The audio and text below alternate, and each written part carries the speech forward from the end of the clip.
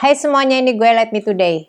Sejarah dibalik Leave the World Behind. Sebentar ada yang mengaitkan film Leave the World Behind dengan konspirasi. Gue justru menemukan ada sejarah di balik film ini. Sejarah apa itu? Ya, sejarah yang menjadi bagian dari sejarah Amerika Serikat dan Inggris. Apalagi setelah menonton film Leave the World Behind ini, banyak yang menjadi parno dan ketakutan. Terutama setelah ada yang mengetahui campur tangan Barack Obama. Ya, Barack Obama, mantan Presiden Amerika, yang juga menjadi penggemar penulis novel Leave the World Behind, yaitu Ruman Alam. Memang diadap dari novel yang terbit di tahun 2020. Barack Obama dan istrinya Michelle Obama sendiri sudah mempunyai production house sudah dari sejak tahun 2018, yaitu Higher Ground Production. Di film ini bahkan Barack Obama sampai menambahi beberapa adegan dan skripnya sendiri. Sebelum kita jauh mikirnya, lihat dulu adegan di pantai ini. Adegan kapal tangkap yang berlabuh di pantai itu yang bernama White Lion. Ini bukan grup band, tetapi ini kapal yang datang ke Virginia, ke Amerika Serikat di tahun 1619. Jadi sejarahnya pada tahun medieval itu ada sekitar 20 atau 30-an laki-laki dan perempuan asal Afrika yang dibawa kapal yang berbendera Inggris tersebut. Mereka ini diperdagangkan dengan imbalan makanan. Selang beberapa hari kemudian setelah kedatangan kapal White Lion, datanglah kapal kedua yaitu Treasurer, yang juga membawa orang-orang untuk diperdagangkan sebagai budak. Jadi mereka ini ditangkap oleh prajurit Inggris dari kapal milik Spanyol. Dan mereka ini tercatat sebagai orang Afrika pertama yang tiba di Amerika. Dan hubungannya Obama dengan kapal ini, karena pada saat Obama masih menjadi presiden, beliau yang meresmikan Fort Monroe yang ada di Virginia pada tahun 2011. Inilah mengapa juga dijelaskan. Karena kan si Julia Roberts alias Amanda sempat memperdebatkan kalau ini rumah mereka, kenapa kok tidak ada satu foto pun di sini. Tetapi Ruth Scott datang ke sebuah kamar yang rahasia, lalu di dalam kamar itu ada beberapa foto dan kapal.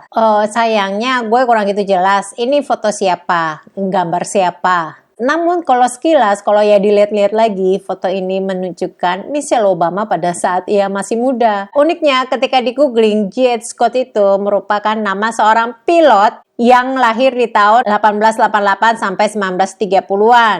Pilot asal Inggris. Meninggal karena pesawat yang dikemudikannya menghantam tanah di Inggris. Jadi inilah mengapa hanya J.H. yang melihat pesawat menghantam tanah. Beberapa saat sebelum pesawat jatuh ini, J.H. memang sedang berkunjung ke tetangganya, Huxley, yang jaraknya ya kurang lebih 3 km dari rumahnya J.H. Kalau jaraknya sedekat ini, harusnya sih Amanda serta Ruth yang sedang ada di rumah itu juga ikut mendengar suara dentuman pesawat jatuh. Tapi ini ya mungkin suara tersebut teredam dengan pohon-pohon yang ada di sekitarnya. Huxley family. Nama ini cukup dikenal juga di Inggris. Tapi White Lion Inggris, J.H. Scott Inggris, Huxley juga Inggris. Ini kenapa Inggris semua? Jika melihat keluarga Huxley, kenapa mereka bisa dikenal? Karena ada dari keluarga Huxley ini yang menjadi penulis, zoologis dan anatomis, direktur UNESCO serta penerima Nobel Psikologi. Namun biarpun keluarga Huxley ini terkesan wow, sebenarnya keluarga Huxley ini memiliki masalah dengan kesehatan mental. Salah satu keturunan Huxley, yaitu Aldous Huxley, adalah penulis buku, yaitu buku yang berjudul Brave New World, yang pertama kali ditulisnya di tahun 1931 dan kemudian diterbitkan di tahun berikutnya. Namun buku ini termasuk ke dalam daftar 100 buku yang dilarang oleh American Library Association. Meski di tahun 1999, buku ini mendapat predikat kelima dari 100 buku berbahasa Inggris terbaik di abad ke-20. Kenapa dilarang? Kenapa juga mendapat predikat terbaik? Karena buku ini mind-blowing. Penuh dengan tatanan dunia futuristik yang direkayasa ke dalam kehidupan hierarki sosial, berlandaskan perkembangan saintifik ke dalam teknologi reproduktif, manipulasi psikologi yang ngejelimet yang gue sendiri nggak tahu apa yang sedang gue omongin ini. Namun kemudian di film ini gue teringat kata-kata J.H. yang terbiasa membaca gerakan grafik tentang kestabilan, serta pergerakan grafik yang naik turun berarti mewakilkan sesuatu akan terjadi. Di dalam Brave New World ini, Huxley menyatakan kestabilan sebagai kebutuhan primer dan utama. jika ingin tetap bertahan di dalam krisis yang terjadi. Kata stabil ini yang gue rasa juga mewakili pergerakan stabil di tahun 2020 lalu. Kalian yang mengamati pergerakan grafik pada saat itu benar-benar anjlok, yang saat itu terguncang akibat COVID-19.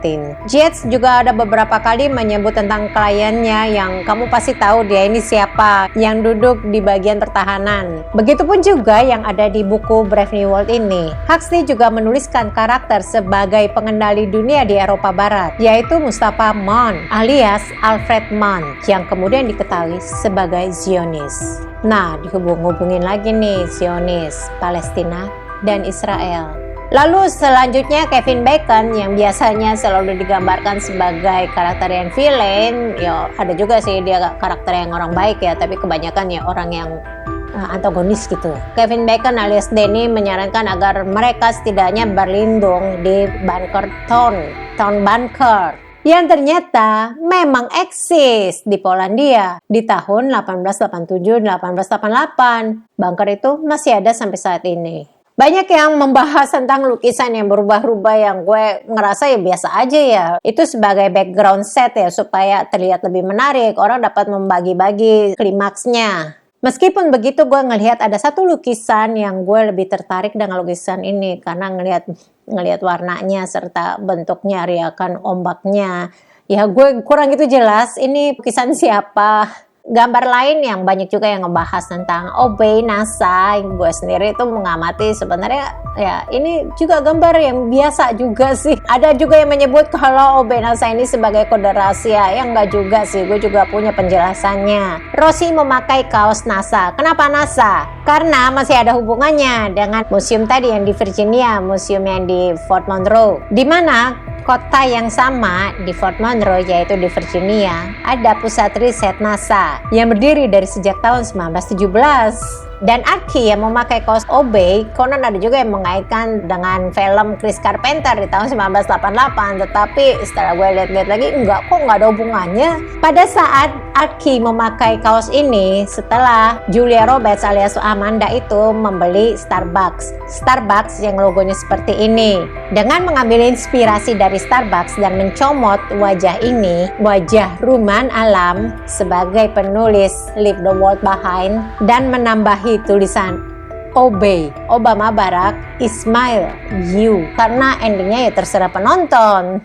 Kalau kalian benar-benar memperhatikan adegan ini, lihat itu adalah Ruman Alam bersama dengan suami dan kedua anaknya. Intinya kalian gak usah stres dulu nonton ini, gak usah mikir yang macam-macam, relax and chill. Terima kasih sudah nonton, jangan lupa like dan subscribe. Stay safe and stay healthy. Jangan lupa juga nonton video gue yang ini dan yang ini.